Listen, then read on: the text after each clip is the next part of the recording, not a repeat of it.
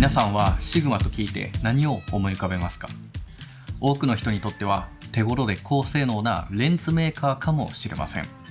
同じような立ち位置であるようなメーカーで言えばタムロンもありますよね。どちらもソニーやキャノンといった純正メーカーよりも安価に手にすることができて、同じようなレンズ性能だとしても価格が半額近くになることも少なくはありません。でもシグマとタムロンには決定的な違いが一つあります。シグマには自社開発のカメラがあるということです。シグマは日本の会津に自社工場を構えて、設計、製造、品質管理までを国内で一貫して行うものづくりを徹底するようなメーカーです。そのものづくり精度は恐ろしいほどで、シグマの球面レンズの表面の粗さはなんと2ナノメートル以下を基準に生産されているというほどです。これがどの程度なのかというと、僕たちが今いるこの東京から福島県会津までの直径 300km をレンズの表面として考えた場合、その間にある凹凸が 2cm 以下に抑えられているというような計算になります。直径 300km に対して 2cm 以下ですよ。これはものすごい技術だということがわかるはずです。そんなシグマというメーカーが開発した新しいカメラが、そう、このシグマ BF。発表当時は業界全体にも衝撃が走り、 CP プラスでも行列ができるほどの注目でした。洗練されたカメラデザインと革新的な UI 設計、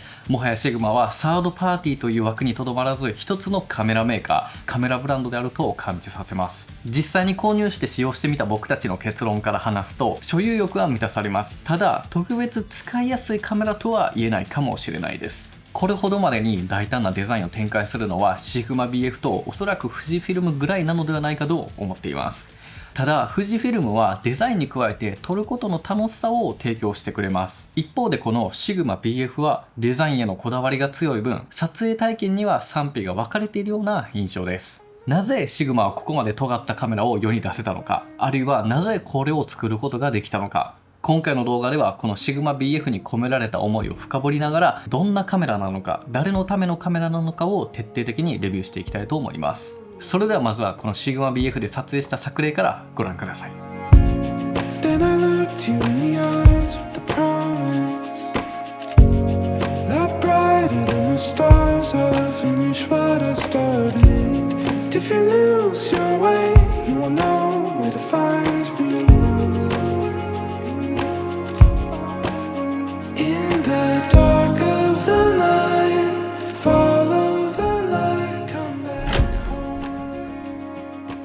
このカメラを理解するには、僕たち日本人の美学について知っておく必要があります。桜の散る様子を撫でる文化、線香花火が燃え尽きる儚さを味わうような文化、夏の風鈴の音色で涼む文化、どれも効率がいいということからほど遠くて、一見無駄にも思えるような日本独特の価値観です。でもこの儚くて愚かに見えるこの行為の中にこそ美しい、そう感じるのが僕たち日本人の豊かな感性ですよね。その精神を象徴するのがまさに茶道です。ただお茶を飲むのではなく、お茶を立て静かに味わう、行為や時間までをも味わうような所作の中に美しさを見出してきましたよね。このような日本特有の美意識を世界に紹介したのが岡倉天心の名著 The Book of Tea です。その中で語られたビューティフルフーリッシュネスという表現があり、和訳すると美しき愚かさです。シグマはこの哲学をカメラで表現をして、ビューティフルフーリッシュネスの頭文字から BF と名付けました。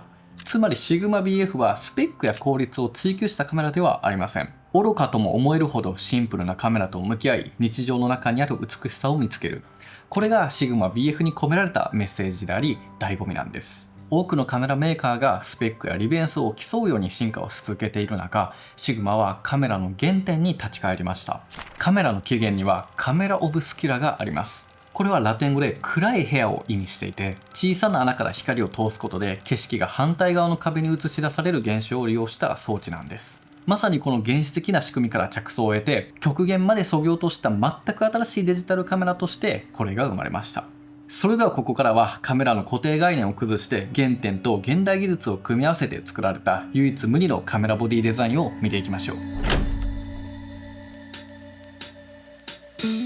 BF は約7時間をかけてアルミニウムの塊から削り出されたもので、カメラ史上初の継ぎ目のないユニボディ構造となっています。どうやら1日に生産できる台数はかなり限られているそうで、1日あたりなんと9台程度と言われています。重量はバッテリー込みで約 446g、 金属特有の心地よい重厚感があります。滑り止めが施された底面によりデスクや本体が傷つくこともなく、4分の1ネジと縦型のバッテリーを採用しています。ストラップ穴は右側に1箇所のみで、基本的には一点釣りのハンドストラップ運用となります。一般的なカメラストラップの取り付け方ができず、首掛けをして持ち出せないのはやや不便に感じているところです。左側には USB-C ポートのみが配置されており、データ転送、映像出力、充電、ヘッドホン出力、外部マイクなど、これ一つで様々な役割に対応しています。そして SD カードスロットが一押さえという大胆さで、代わりに約 230GB の内蔵メモリを搭載しています。最高画質の設定で JPEG 画像であれば14000枚以上、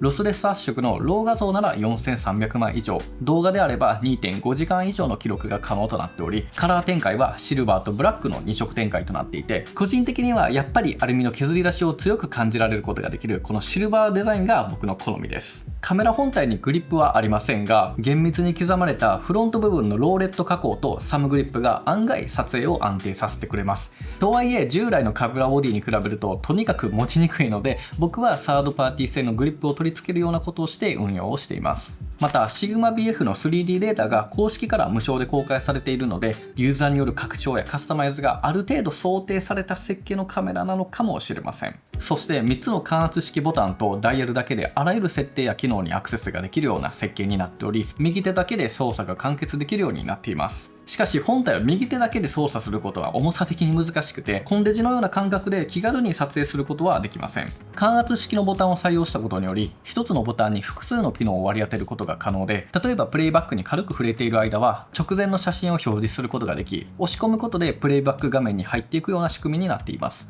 シャッターボタンの半押しでダイヤル操作での露出補正に切り替わるこのギミックはとにかく便利に感じています。そして写真撮影において重要なシャッタースピード、FT、ISO 感度、露出補正やカラーモードなどをステータスモニターで確認することができて、約210万ドットという高画質なモニターは絵作りだけに集中ができるような設計になっています。再設計した UI もとてもシンプルで、マニュアルモードや P モードなどの撮影モードは存在しません。各項目の上にオートモードがあるので、全てをオートにすれば完全オート、全てをマニュアルにすればそれはマニュアルモードという仕組みになっています。カメラを扱う人にとってはここまで外品を崩した SigmaBF の操作感やメニュー操作には最初は戸惑うかもしれませんが、そこまでカメラを扱ってこなかったユーザーにとってはむしろ使いやすい設計なのかもしれないですよね。さらにステータスモニターはあらゆる項目を表示することができて、スリープモード時のバッテリー表示も非常に便利です。充電中にも常に残量がわかる仕様となっていて、細かな気遣いを感じています。シグマの主力製品がレンズだからこそ実現した過激なほどにシンプルなカメラボディ。これはもはやお気に入りのレンズを使うためのただの箱なのかもしれません。カメラオブスキュラというのはただ穴の開いた小さな箱でしたが、一方でこの SigmaBF というのは2025年の最新カメラです。たとえ唯一無二の存在だとしても、カメラとしての性能面は僕は気になります。なのでここからはスペックやパフォーマンスについて見ていきたいと思います。SigmaBF は約2460万画素のフルサイズセンサーを搭載しています。一般的なスマートフォンのセンサーがこのサイズとした場合、フルサイズセンサーはこの程度のサイズになります。センサーの面積が大きいほど多くの光を取り込むことができるので、ボケ具合や明るさの違いを感じることができるはずです。そして秒間8コマの連写性能を備えており、動画性能は最大 6K の 30fps で、4K 撮影では最大 30fps というのは少し残念ではありますが、フル HD であれば最大で 120fps をサポートしています。ただ光学式の手ブレ補正機能は非搭載で、高品質なスロー動画も記録できないため、気軽な動画撮影にはあまり適さない印象です。ただライカログに対応している点はとても面白いと思います。でもこのライカログの場合は最低の ISO が1250となってしまうため、暗部のノイズがやや気になってしまうかなといった印象です。続いてバッテリー性能に関しても検証を行いました。6K30fps で連続撮影を行ったところ、56分1秒で熱停止ではなくバッテリー切れにより停止しました。これ意外ですよね。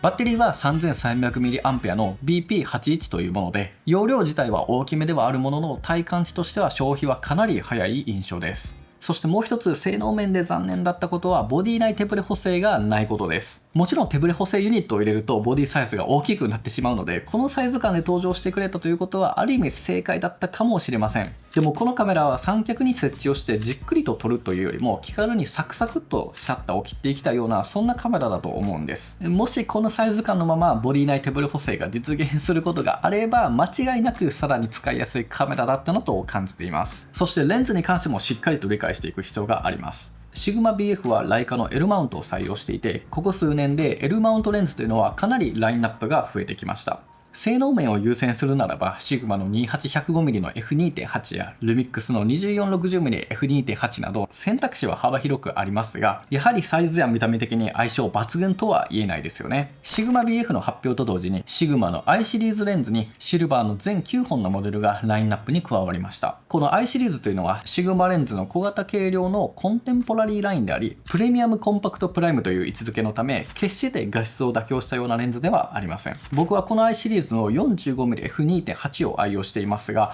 画質も申し分なくとにかくキレのあるような写りで、多くの方がこれ1本でも満足ができるはずです。45mm という画角はとにかく使いやすくて、日常のスナップや旅行先でも思い出を不便なく記録することができます。ですがこの BF の撮影感覚を体験してみると、この I シリーズがいくら小型軽量とはいえ、もう一回り小さくて軽いパンケーキレンズも必要なんじゃないかなと感じています。この BF に合うさらにコンパクトレンズの開発というのは進んでいるということではあるのですが、シグマの厳しい画質設計基準をクリアしなければならないんです。今すぐにでもパンケーキレンズを出してほしいと言いたいところではあるんですが、実際にはまだ少し時間がかかるんじゃないかなと予想しています。ここまででシグマ BF がどんなカメラか分かってきたんじゃないかなと思います。ものづくりのこだわりや哲学が詰まったカメラではあるものの、性能面に関してはやや物足りなさを感じています。でも僕が BF を使って衝撃を受けたのはデザインや思想ではなかったんです。一番驚いたのはシグマの色作りでした。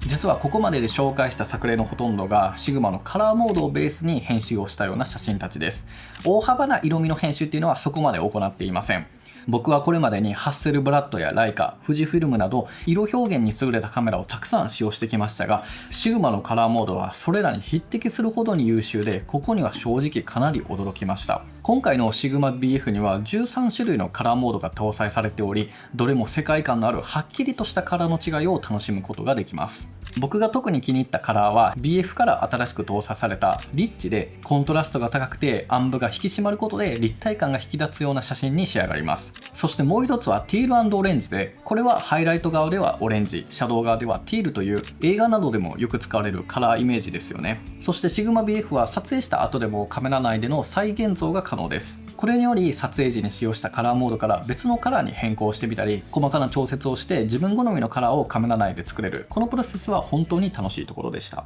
シグマの色作りを体感したことがある人はどの程度いるでしょうか。主要のカメラメーカーに比べたらこのシグマカラーっていうのを知っている人はまだまだ少ないと思います。そこで今回シグマ BF で実際に撮影した写真や動画データを無料でダウンロードできるようにしました。ライトルームに取り込んでみてカラーモードを変更したり、自分好みの色味に再調整してみてもいいかもしれません。ライカログで撮影した動画データも一緒に含めているので、ぜひこちら扱ってみてください。すでに僕たちのオンラインショップビジュアルパークから無料で手に入れることができるようになっています。ぜひシグマのカラーについて体感してみてください。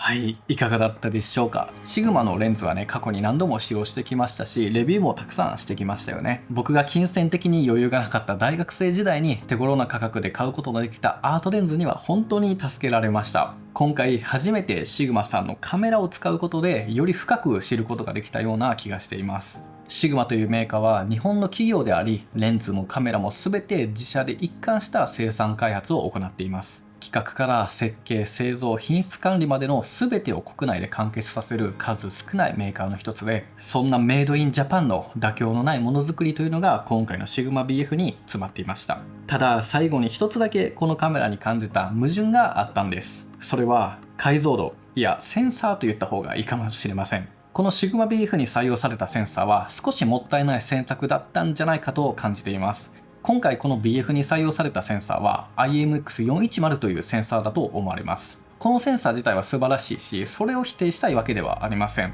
実はこの IMX410 というセンサーはソニーの α7 III とかから始まって、ニコンの Z6 やルミックスの S1、S5 シリーズ、そしてライカの SL やブラックマジックの機種でも過去7年、8年にわたって多くのカメラで採用されるような非常に定番とも言えるようなセンサーになってるんです。前作の Sigma-FP でもおそらくこのセンサーを採用していて、多くの L マウントボディでも採用されてきました。2025年現在でも多くのカメラで使われているようなセンサーではあるのですが、Sigma-BF のセンサーは本当にこれが最適解だったのでしょうか。もちろんこのカメラに高速な連写性能とか耐久性のある動画性能というのを求めているわけではありません。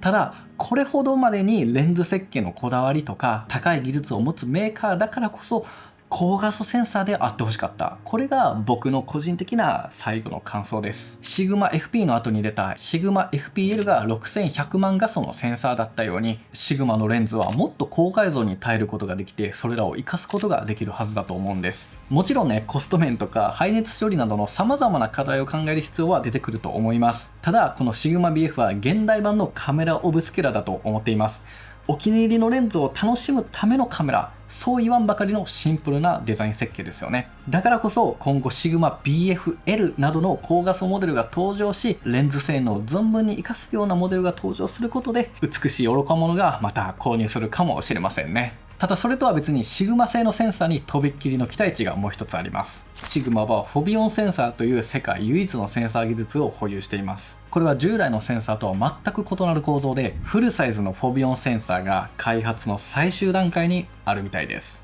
これに関してはね、尺が長くなってしまうので、また別の機会にしようと思います。独自のセンサー技術とこれまで培ってきた高いレンズ技術、これらを持つシグマはきっとカメラ業界の常識を変えてくれるような存在になってくれるはずです。このシグマ BF にどのような意見や感想がありますか？シグマにしか作れないカメラには皆さんは何を求めるでしょうか？ぜひ皆さんの意見や考えをコメントで教えてください。そして僕たちが運営するビジュアルパークで Sigma-BF のサンプル写真や動画をすでにダウンロードすることができます。購入を検討されている方や Sigma のカメラを体感したことがない方のお役に立てればとても嬉しいです。さらに今回の動画で表示されている写真は全てシャッターパックというダヴィンチリゾルブのプラグインで編集を行っています。これは写真を選んでロードをするだけでカメラ情報を自動解析し、一瞬で美しく高品質なデザインに仕上げることができるダヴィンチリゾルブ専用のプラグインとなっています。こちらもぜひ気になればダウンロードして使ってみてもらえたらと思います。ということで今回のレビューはここまでにしたいと思います。機会があればぜひこちらの Sigma-BF 手に取って使ってみてください。